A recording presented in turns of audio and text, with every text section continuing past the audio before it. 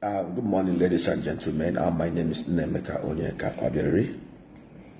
There is no substance to life without positive impact and impartation to mankind. I want to use this medium to proffer solutions on how the hundreds of thousands of millions of SMEs and corporates that are being destroyed or actually destroyed by the sudden devaluation of Naira can be rescued. We have seen the report of multinational companies. We've seen Nestle.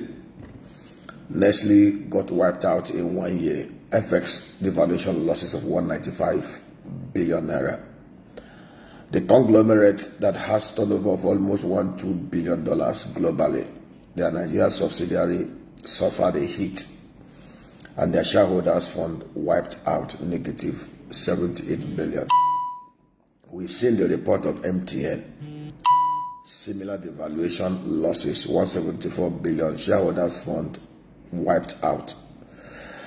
Other companies, of course, we saw Dangote's report, 166 billion devaluation losses. They were able to absorb it because they had very huge turnover. And there are many other companies in the rich sector, manufacturing, trading, agriculture, agro-processing, that are heavily hit. There is a question that most Nigerians have not asked. I read the piece by one British guy that was trying to say, there's nothing wrong with an economy that is going at that the economy that is going at 3.45% is not in a mess. And I feel like choking, because some of these guys do not truly understand the depth of the challenges we have in Nigeria and how we can easily overcome it if we are very sincere. Nobody is saying there is no problem. There are problems and there are solutions. Today in Nigeria, a lot of companies are at the brink of collapsing, and some have actually collapsed. If the deposit money banks, the MDs of the banks and the operators of the banks can be very honest with themselves and not doctor their books, they will tell us sincerely the true situation of things. Many companies, hundreds of thousands of companies, are having delinquent loans and non-performing loans in the banking industry because of this sudden FX devaluation that saw the Naira dropping from 460 Naira to $1 official market rate to the current 1,650 Naira to $1 over a space of 8 months. Very unprecedented in the history of Nigeria. I am not here to lament. I am here to provide solutions on how we can get out of this. I know of many companies that are carrying billions in holes. Banks are asking them to bring the Naira, and I wonder where they will bring the Naira. Most banks are not even willing to restructure the loans, convert the FX obligations to Naira, and then allow them to trade out over 5 to 10 years. Most banks are not listening to that, because even the collateral that the people submitted, the company submitted, have been eroded by those FX losses. So basically what most of them will do is to declare bankruptcy, walk away, and the banks will be carrying carcasses. And of course, we are currently have about 5.3 trillion at AMCON, practically assets that are not even redeemable. And it will be tragic for us to have additional 7 trillion dropped on AMCON, because that is what is basically going to happen. The CBN governor told us clearly, Yemi Cardoso, it's not his fault, he inherited it, that we have outstanding FX forward obligations of about $7 billion that could not be redeemed by the previous government and the CBN leadership. And that is FX obligations, forward obligations that were procured at 430 Naira, 450 Naira to $1.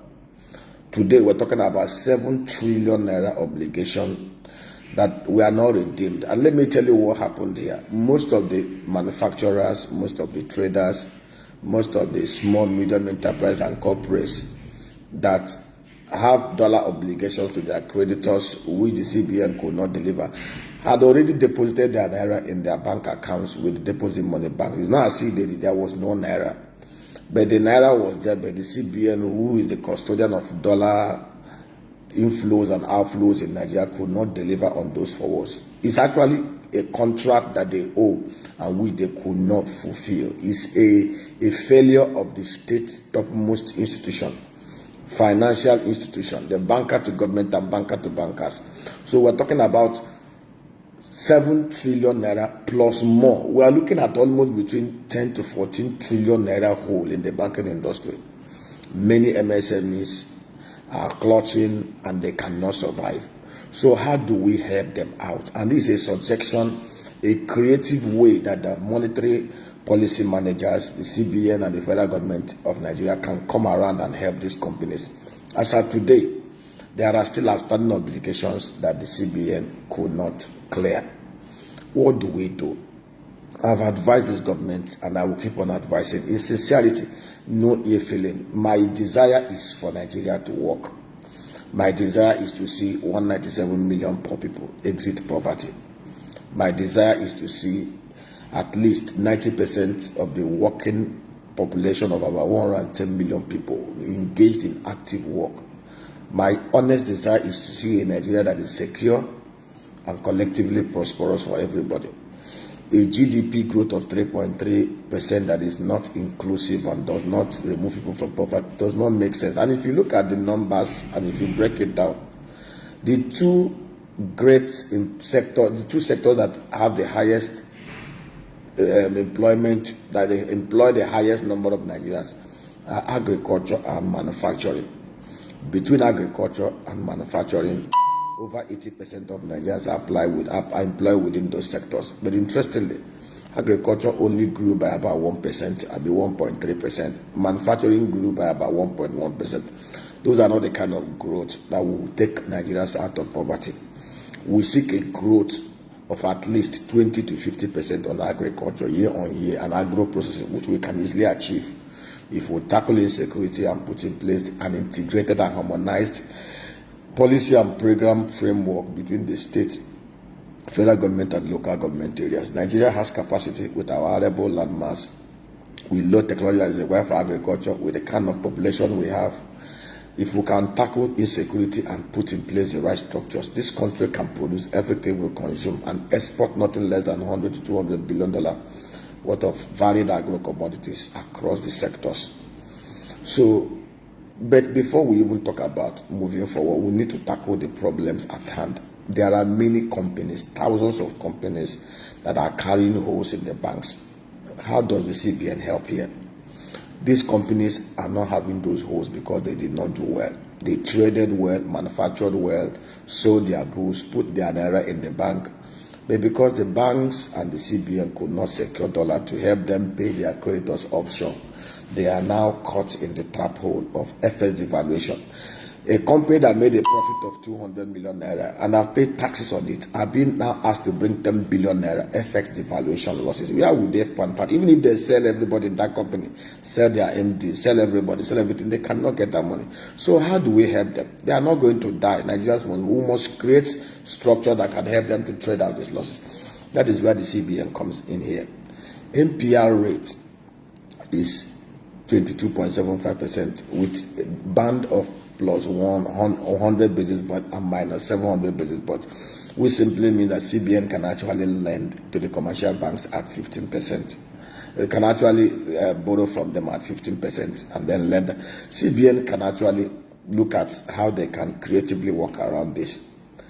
The banks under the bankers committee should meet with the CBN, submit the list, at least for those who are into manufacturing and processing, for those who are into agric and agro processing, the key sectors. Look at those companies who have massive holes in their books, FX losses that was not a creation of their own making, that is exogenous. Nobody will have actually, there's no investment banker, there's no economist, there's no person anywhere in the whole world, even a seer, that will have predicted accurately that a country could all of a sudden see its currency devalue by over 200% within the rate of 8 months. It has never been seen before in the history of mankind, not even Nigeria, if I'm to recall. Now what do we do? Like I said, CBN should speak with the banks, put together the list of companies, MSMEs, corporations in the agri sector that are carrying this kind of holes. CBN should ask the banks and provide them with the Naira. Let them create 5-year facilities for these companies. A single digit. If single digit is going to be very difficult, at least maximum 15%. But single digit will be the best option. Convert their dollar obligations to Naira. Make it single digit and stagger it over 5 years to enable them trade out. And then seek for dollar anyhow to pay on these obligations. The creditors that supplied raw materials are offshore. It will boost their confidence if they can receive payment for goods supplied to Nigerian companies and for which they have not received payment. It is called documentary letter of credit, and the banks in Nigeria are responsible until those obligations are paid to their correspondent bank. And the companies are also responsible because those obligations were created in the first instance for them. So CBN should help here. Federal government should come in here. I'm not asking people to go and print Naira. The ways and means that you have already done is killing us. Let the central bank intervene. Let the banks create single-digit loans for those LC obligations that are outstanding. LC obligations that were created when Naira was 430, 450. That is the right thing to do. In an economy and a country where leadership is very empathetic, where leadership is very compassionate, where leadership is very creative, that should be the best solution. Create single-digit inflation, single-digit Naira loan for them, and look for dollar. And I don't know why we are still looking for foreign portfolio. The easiest way we can inflow dollar here. NNPC today is not efficiently run. NNPC today is not transparent and accountable like the Nigerian liquefied natural gas, and we know this to be true. Nigeria toyed with the idea of raising money by securitizing future dividend payments from Nigerian liquefied natural gas. We toyed with the idea because NLNG is very profitable and run and operated in the most efficient manner with good corporate governance culture, because it is owned 51% by private investors and 49% by the federal government through the NNPC. What stopped us from adopting the same structure in NNPC? Even Aramco did IPO to show you that they love transparency. Emirates Oil, Petrobras, Petronas. British Petroleum was once held 100% owned by the British government. Today is wholly private sector driven. Why would the federal government not put in place measures to divest 55% of the federal government holding in NNPC? That alone will release about $32 billion on incubate fund into the federation account, into the CBN, that will help us to boost liquidity in the market. By doing this, NNPC will now become like Nigeria Liquefied Natural Gas. Appointment of the board and management and even staff of the company will no longer be based on any nepotistic inclinations. It will be the best of the best will be employed there. The best of the best will run the board and management without being harassed by National Assembly or any political and primordial consideration that is antithetical to excellence and good corporate governance. When we do this, massive investment will come into this country. Nigeria has technical capacity. We have technical capacity to produce 2.5 to 3 million barrels of crude oil every day. But we are currently doing 1.3, 1.5 with condensate, which does not make sense. If we divest the federal government holding in an NPC and allow private sector operators, I'm not even asking you to bring foreigners, local operators in Nigeria, companies can come as a consortium, the same way the Renaissance consortium came together to buy the SPDC onshore assets. You bring local consortium here. I tell you, if you decide to do it today, and the NNPC is fully divested from by the federal government 55%, and is so transparent. If NNPC want today to raise diaspora bond of $50 billion to explore more oil well, to open up the old marginal fields, to bring in rigs, get private investors, private people like Kegos to bring in rigs and all those stuff, I tell you, Nigerians will subscribe fully to it. Diasporans are ready and willing to support Nigeria and to support this government. But we need to put in place a transparent structure. Nigeria can ramp up our oil reserves to about 40 billion barrels. Nigeria can produce 3 million barrels every day. We can fulfill our OPEC quota of 1.5 and use the remaining 1.5 to refine here. Anybody who is going to get a marginal field in Nigeria today is not going to be like the old arrangement where people collect paper and then look for investors and try to resell it. You must provide evidence of capacity with a bank guarantee from a first-class European bank or American bank that they will fund you, and that you must also build modular refineries to refine everything that will produce here. We need to move from the level of just extracting to refining.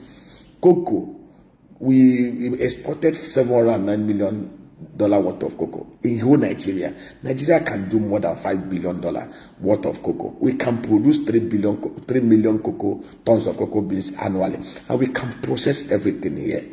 Chocolate market global is about $92 billion. Why are we so vested with exporting raw material, exporting crude oil alone, when we can actually refine 1.5 million barrels every day here and cover the whole of Sub-Saharan Africa as our market? Before somebody comes from Kazakhstan, comes from Rotterdam, comes from every far part of Europe and Asia with their refined petroleum product, the ones who refine here will cover the whole of Sub-Saharan Africa, because we have better opportunities of less logistics cost. These things are not skyrocket science. These things are simple things that can be done.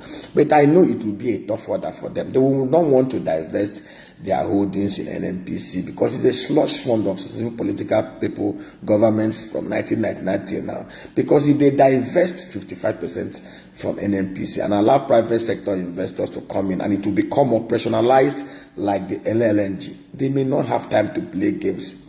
A transparently run NNPC will bring in only the amount of products that we will consume. There will be nothing like nepotism in allocation of PMS, AGO to anybody. Everything will be competitively done because other refineries too will be there to compete.